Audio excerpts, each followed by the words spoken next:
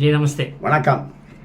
இப்போது சமீபத்தில் சென்னை கார்ப்பரேஷன், அதாவது சென்னை மாநகராட்சி இந்த துப்புரவு பணியாளர்களுடைய பணியை தனியாருக்கு ஒப்படைக்கிறதாக சொல்லியிருக்காங்க. அதனாலேயே துப்புரவு பணியாளர்கள் எல்லாருமே போராட்டத்தில் இறங்கியிருக்காங்க. இதை பற்றி உங்களுடைய கருத்து என்ன? 2014 அக்டோபர் மாதம் 2ஆம் தேதி சுவிட்ச் பாரத்துங்கிற ஒரு திட்டத்தை பிரதமர் நரேந்திர மோடி அவர்கள் துவக்கி வைத்தார்கள். தூய்மை இந்தியா அப்படிங்கிறது அவங்களே தெருவை சுத்தப்படுத்துறது ஒரு விழிப்புணர்வாக செஞ்சாங்க. அதே மாதிரி அமைச்சர்கள், அனைத்து பாஜக ஆளக்கூடிய மாநிலங்களுடைய முதலமைச்சர்கள், பாரதிய ஜனதா கட்சியை சார்ந்தவர்கள் எல்லாருமே இன்றைக்கு வரைக்கும் அக்டோபர் மாதம் 2ஆம் தேதி வந்தால் 2014 இன்னைக்கு வரைக்கும் ஒரு விழிப்புணர்ச்சிக்காக இந்த தெருவை சுத்தப்படுத்துறது, ஆறு குளம் சுத்தப்படுத்துறது, அந்த மாதிரி வேலைகளில் ஈடுபட்டு இருக்காங்க. அதாவது தூய்மை பாரதம்ங்கிற திட்டம். கழிப்படம் திறந்த வெளியிலே இருக்கக்கூடாது. மக்கள் திறந்த வெளியே கழிப்படமாக பயன்படுத்துவாங்க சாதாரணமாக. அப்படி பண்ணக்கூடாது.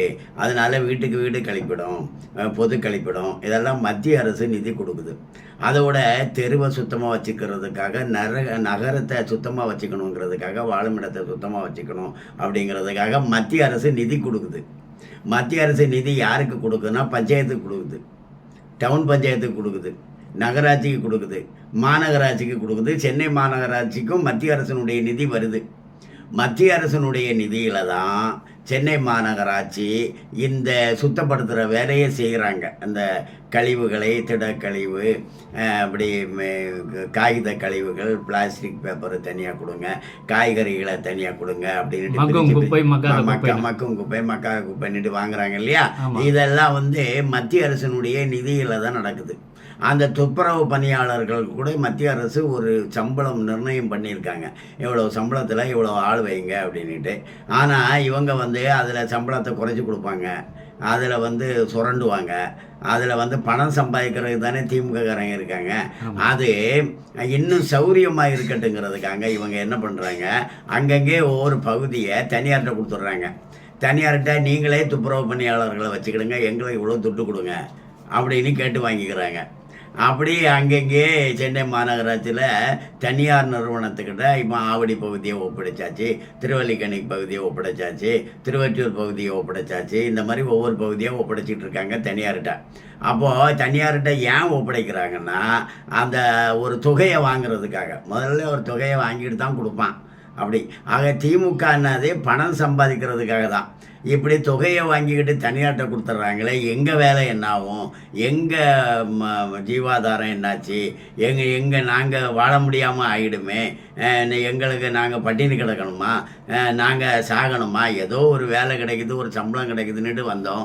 ஆனால் இந்த துப்புரவு பணியிலிருந்து எங்களை துரத்தி அடிக்கிற மாதிரி, எங்கள் வயிற்றில் அடிக்கிற மாதிரி பண்ணுறீங்களே, தனியார்கிட்ட கொடுக்குறீங்களே, இதை தவிர்த்துடுங்க, இதை விட்டுருங்க, தனியார்கிட்ட கொடுக்காதுங்க, எங்களுக்கே வேலையை கொடுங்க, நாங்கள் செய்கிறோம் அப்படின்னு துப்புரவு பணியாளர்கள் கெஞ்சுறாங்க, கூத்தாடுறாங்க, கேட்குறாங்க. ஆனால் திமுககாரனுக்கு இதுவா? அவனுக்கு தொட்டு. திமுககாரன் எப்போவுமே பணம் சம்பாதிக்கிறதுக்கு தான் அரசியல் பண்ணுறாங்க.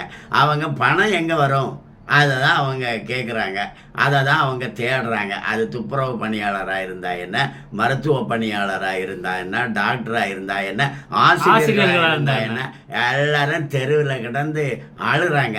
ஆனால் திமுககாரன் நிறைய சம்பாதிச்சு அவன் வெளிநாட்டில் கொண்டு பதுக்குறான். இதுதான் திமுக ஆட்சியினுடைய விளைவு. இப்போ துப்புரவு பணியாளர்கள் 3 நாள் போராட்டம் பண்ணாங்க, 3 நாள் 4 நாள் போராட்டம் பண்ணாங்க.